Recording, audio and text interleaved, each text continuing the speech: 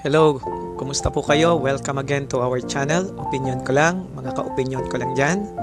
At doon po sa mga bago, pakiclick na ang ating like button, the notification bell, at mag-subscribe na rin, no, to support the Filipino vloggers.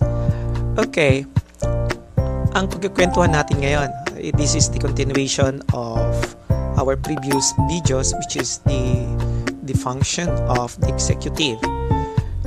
Right now, ang pag-uusapan natin ay tungkol naman sa legislative, or this is what we call the legislature, legislatura. Okay. So, the legislative branch of our government, alam naman natin that, in the Philippines, we have two legislative bodies. Kaya ang tawag dito ay bicameral Congress. The legislative branch is authorized to make laws, under our Constitution. So this is the function of the legislative branch. Again, based on the law, that the legislative branch is authorized to make laws. What else? Alter and repeal them through the power vested in the Philippine Congress. Yun yung mandato nila sa ating Constitution. And, this institution is divided, as what I have mentioned, bicameral, like the Senate and the House of Representatives. And the bill that they will pass, and once they approve it in both houses, the lower house and upper house, then that will be the time for the executive branch to carry out the law. Kaya nga executive, yung ating presidente na ngayon ang nag-execute ng batas or the laws that has been enacted by our Philippine Congress. Okay, so let's talk about the lower house. And when we speak about the lower house, this is the House of Representatives. So, all in all, right now, if I'm not mistaken, from 256 something, now I think it's to 307, members of the House of Representatives. So, bakit nga ba lumaki? Kasi there were areas in the Philippines, yung mga district, ang tawag sa mga lugar, mga municipalities and cities in the Philippines are called district. And there were municipalities and cities in the whole Philippines, in the whole country, that were divided into, first, tawag doon, yung mag-isang distrito lang, lone district. And the time that they divided, nagkaroon na ng District 1, District 2, depende yan, At dahil nga dinivide, so ibig sabihin sa isang municipality, dinivide District 1, District 2, so they will have now a 2 district representative in our Congress. And not only that, aside doon sa mga lone district that has been divided into 2 or 3 districts, we have the party list. And the party list is a sectoral representatives. Yan ay bahagi ng ating kongreso. Kaya lumobo siya from 256, something like that on the early times. Now it is 307 and more. Okay? Or district representatives, yung tinatawag nating congressman, they get their votes in their respective districts. While the party list, their votes comes from the whole country, and we called it at large. Kaya medyo may kahirapan na kumandidato ng party list kasi ang kampanya mo buong Pilipinas. Unlike yung district, doon ka lang sa distrito mo mangangampanya. And inside the House of Representatives, their head or their leader is called the Speaker of the House. I do hope that you already heard that Speaker of the House. And second to that is the Deputy Speaker. So yung kanilang parang vice. And then they also have other officials, no? Yung tawag sa kanilang secretary is called the Secretary General. And aside from that, parehas na sila nung nasa Senado. They have the Majority Floor Leader, they have the Minority Floor Leader, and then what else? They have the Sergeant at Arms.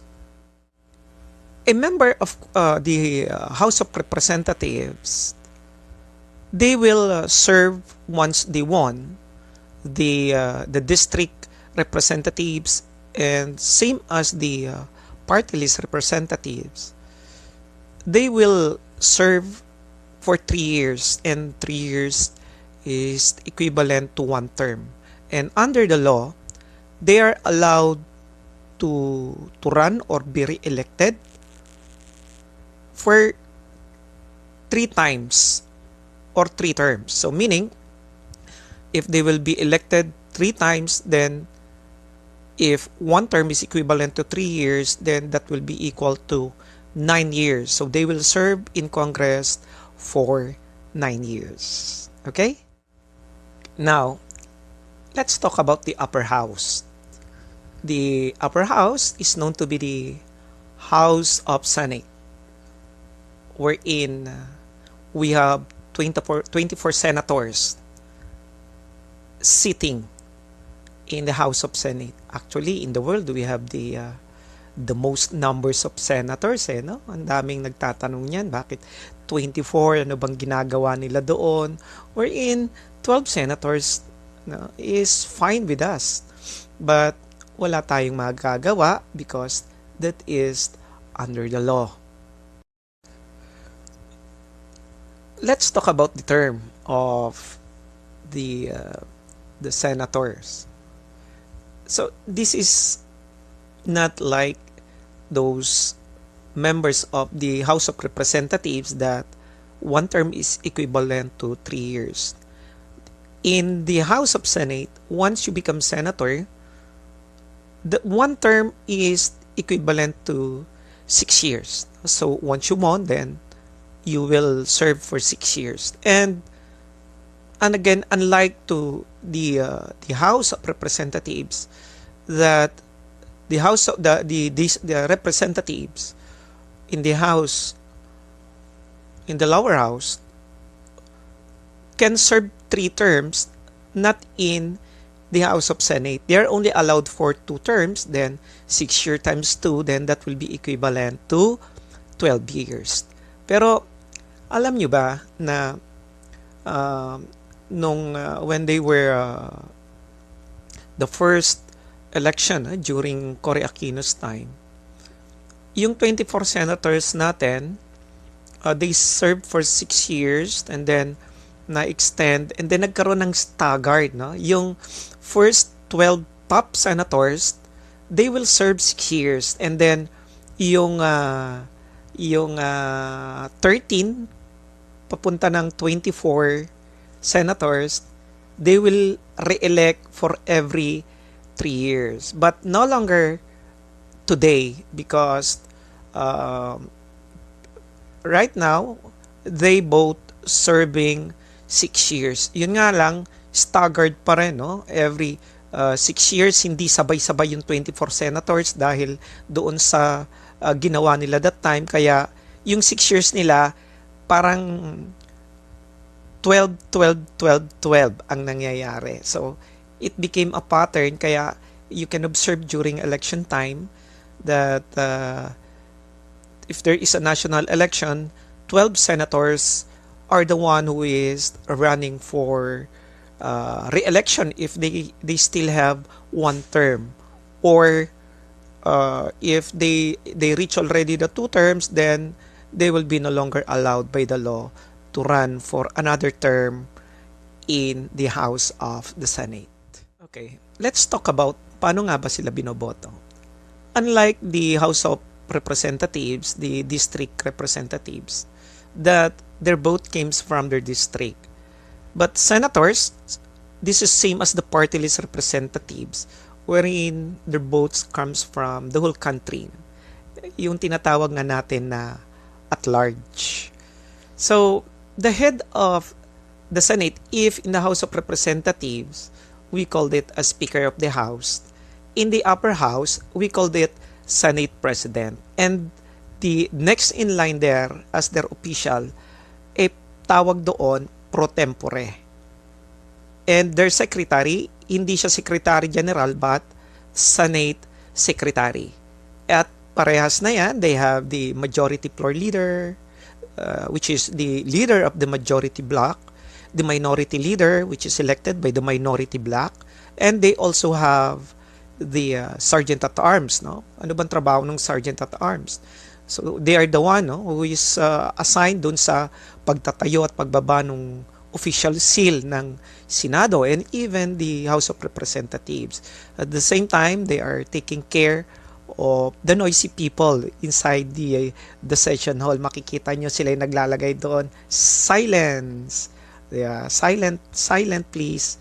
So yun po yan. Okay? So yan po ang ating Congress. Again, the House of Representatives, konting kaalaman lang ulit, has two main duties. Making laws and what else? Scrutinizing the work of the government. Sila talaga yung masigasig na gumawa ng yung mga tinatawag na Congress inquiry. But, mas naka-highlight nga lang yung ating mga senador sa tinatawag na Congress inquiry kasi nga iilan lang sila doon compared sa House of Representatives.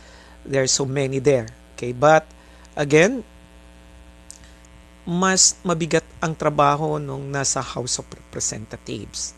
Okay? I'll tell you why later.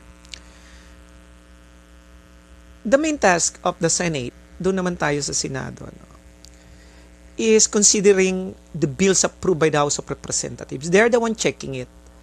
Okay, so this is what we call the check and balance of the two houses, the upper house and the lower house. The Senate makes only limited use of its right to scrutinize the work of the government, supposedly. But again, sabi nga natin, because of the social media, they can more access the social media and they are more highlighted in this scrutinizing the work of the government by means of inquiry. Pero talaga dapat yan talaga yung ating House of Representatives talaga yung kasi they are really the representative of the grassroots level. Well, that is the goodness ng two houses is they can play check and balance. Again, the Senate will check all the bill that will emanate from the lower house. But take note of this. Only the Senate can make and ratify all treaties that our president can enter to. But the lower house can also check to maintain the check and balance procedure as what I have mentioned. But it is the job of the Senate and not the House of Representatives to make and ratify all treaties that our president will enter as agreement to other countries. Yun ang kaibahan nila. But when it comes to taxations at marami pang mga bills, it will emanate and must originate in the House of Representatives. Okay? So ayan, mga ka-opinion ko lang. Maraming salamat ulit sa pakikinig and asahan po ninyo na sa susunod, isusunod naman natin para makumpleto na natin ang ating 3 branches of the government, yung judiciary. Kaya, I am inviting you to click and subscribe na po dito po sa ating channel. Maraming salamat po and God bless.